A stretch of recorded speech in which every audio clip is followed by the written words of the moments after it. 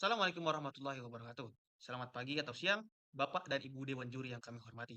Perkenalkan kami dari tim Banyu Vault Universitas Buniluhur. Saya Muhammad Faras Ar-Razin bersama rekan saya Ahmad Turul Kalimatul Haki. Pada kesempatan kali ini kami ingin mempresentasikan karya tulis ilmiah berjudul Sustainable Energy dan Water System, SEWAS, yaitu suatu sistem yang terintegrasi penyediaan air bersih dan energi terbarukan dengan monitoring pengendali berbasis parameter lingkungan. Gagasan ini kami hadirkan dalam IKMI Robot Competition tingkat nasional 2026 dengan tema Innovating Robotics for Real World Solution. Melalui SEWAS, kami ingin menawarkan solusi teknologi untuk menjawab persoalan nyata pada sektor air bersih, energi, dan ketahanan iklim, khususnya pada kondisi pasca bencana. Oke, selanjutnya kita bakal masuk ke slide kedua yaitu masalah utama. Permasalahan utama yang kami angkat adalah krisis air dan energi yang saling memperkuat. Pada kondisi pasca bencana, terutama akibat bencana hidrometeorologi seperti banjir, air memang tersedia dalam jumlah besar. Namun air tersebut tidak dapat langsung digunakan karena tercemar lumpur, sedimen, dan material lain. Di sisi lain, instalasi pengolahan air masih sangat bergantung pada pasokan listrik eksternal. Ketika jaringan listrik terganggu, proses pengolahan air ikut melemah, sehingga layanan air bersih menjadi semakin sulit dipulihkan. Akibatnya, pemulihan layanan dasar sering kembali bergantung pada energi fosil atau bantuan eksternal. Siklus ini memperpanjang ketergantungan energi dan dapat meningkatkan emisi karbon. Karena itu, masalah yang ingin kami jawab bukan hanya ketersediaan air, tetapi bagaimana membangun sistem pengolahan air yang lebih mandiri, adaptif, dan tangguh secara energi. Oke, selanjutnya kita masuk ke slide ketiga, yaitu titik kebaruan. Kebaruan utama SEWAS terletak pada perubahan cara pandang terhadap instalasi pengelolaan air. Pada sistem konvensional, IPA umumnya berperan sebagai konsumen energi. Air tercemar masuk ke unit pengolahan, IPA membutuhkan listrik eksternal. Kemudian lumpur hasil pengolahan diperlakukan sebagai residu akhir. Dalam konsep SEWAS, proses tersebut diubah menjadi lebih sirkular. Air tetap diubah melalui IPA adaptif, tetapi lumpur hasil pengolahan tidak dibuang langsung. Lumpur tersebut diarahkan menjadi sumber biogas melalui proses anaerobic digestion. Selain itu, aliran air proses juga dimanfaatkan sebagai potensi energi internal. Dengan dukungan sensor IoT, sistem dapat memantau kondisi operasi agar tetap aman dan efisien. Jadi, SEWAS tidak hanya mengelola air, tapi juga memulihkan sebagian energi dari prosesnya sendiri.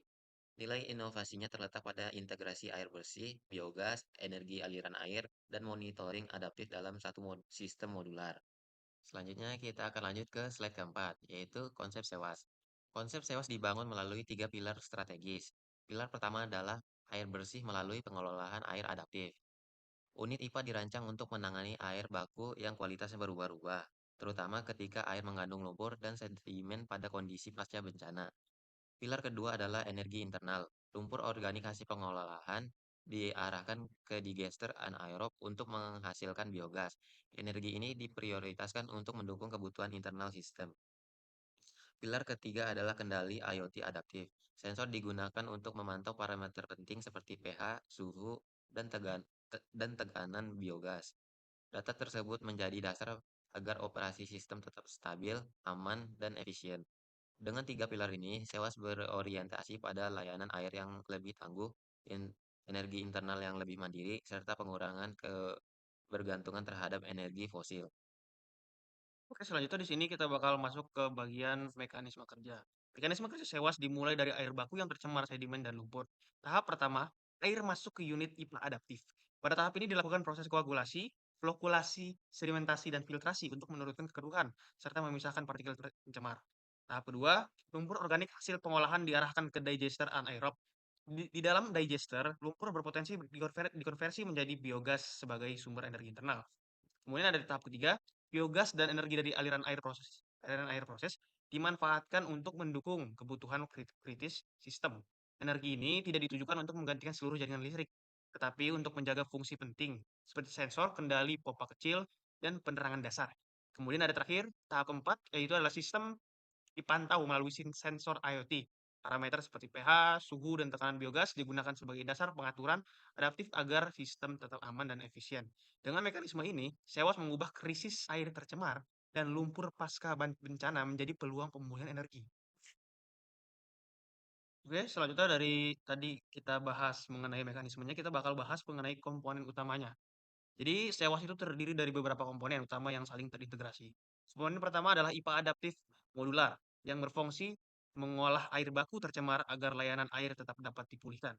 Komponen kedua adalah digester anaerob yang berfungsi mengkonversi lumpur organik menjadi biogas sebagai energi internal terbarukan. Kemudian ada komponen ketiga yaitu adalah unit energi yang memanfaatkan biogas dan energi aliran air untuk mendukung kebutuhan internal sistem. Kemudian ada keempat, monitoring IoT yang digunakan untuk memantau pH, suhu, tekanan biogas, dan kondisi operasi sistem. Kemudian kelima ada desain modular sehingga sistem dapat dipasang, disesuaikan, direplikasikan pada skala komunitas. Nilai inovasi Sewas tidak terletak pada satu hal saja, tetapi pada integrasi antar komponen dalam satu sistem yang saling mendukung. Selanjutnya kita akan lanjut ke slide ketujuh, yaitu kelayakan awal. Untuk melihat kelayakan awal, sewas diarahkan pada skala komunitas kecil hingga menengah, yaitu sekitar 100 sampai 300 kepala keluarga. Dengan asumsi satu kepala keluarga terdiri dari 4 orang, maka sistem ini melayani sekitar 400 sampai 1.200 orang. Berdasarkan acuan kebutuhan air darurat sebesar 15 liter per orang per hari, maka kebutuhan air minimum pada kisaran 6.000 sampai 18.000 liter per hari.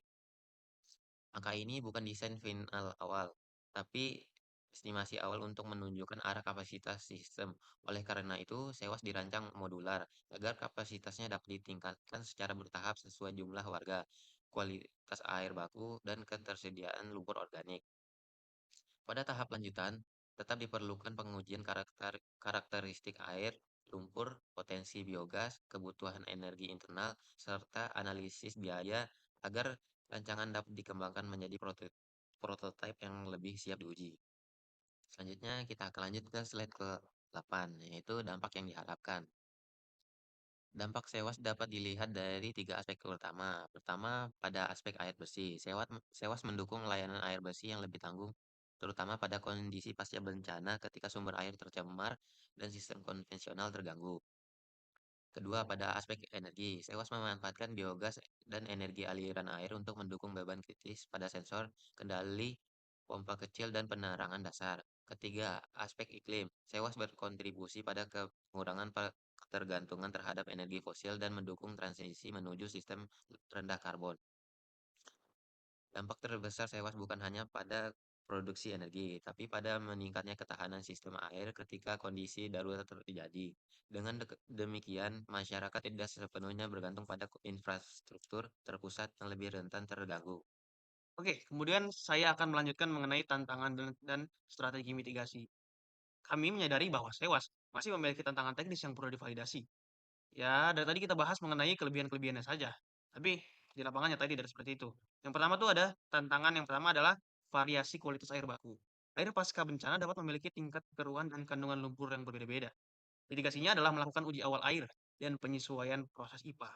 Tantangan kedua adalah kandungan organik lumpur yang tidak selalu sama. Karena itu, karakterisasi lumpur perlu dilakukan sebelum lumpur masuk ke digester anaerob. Tantangan ketiga adalah keamanan pengelolaan biogas. Biogas perlu dikelola dengan standar operasi yang baik, termasuk pemantauan tekanan agar sistem tetap aman. Kemudian ada keempat adalah kebutuhan operator terlatih. Untuk itu, Sewas perlu dilengkapi SOP sederhana dan pelatihan operator lokal. Dengan pemetaan tantangan dan mitigasi ini, Sewas dapat dikembangkan secara bertahap menuju prototipe yang lebih siap diuji. Selanjutnya kita akan masuk ke slide ke-10, yaitu roadmap dan penutup. Roadmap implementasi sewas dimulai dari analisis masalah, yaitu memetakan kebutuhan air, kondisi energi, serta resiko bencana pada wilayah sasaran. Tahap berikutnya adalah perumusan model sistem, yaitu menyusun desain konseptual yang mengintegrasikan IPA adaptif, digester anaerob, serta energi aliran air dan monitoring IoT. Tahap selanjutnya adalah validasi teknis dan pilot project. Melalui pengujian kualitas air, karakteristik lumpur, potensi produksi biogas, keamanan sistem, dan kebutuhan energi internal. Sebagai kesimpulan, sewas bukan hanya sistem pengolahan air, tapi model infrastruktur yang mengubah krisis air dan lumpur pasca bencana menjadi peluang pemulihan energi. Melalui IPA adaptif, biogas, energi aliran air, dan monitoring IoT, sewas diharapkan mampu memperkuat ketahanan air, energi, dan iklim pada skala komunitas. Demikian presentasi dari tim Banyu Volt. Terima kasih atas perhatian Ibu dan Bapak Dewan Juri. Wassalamualaikum warahmatullahi wabarakatuh.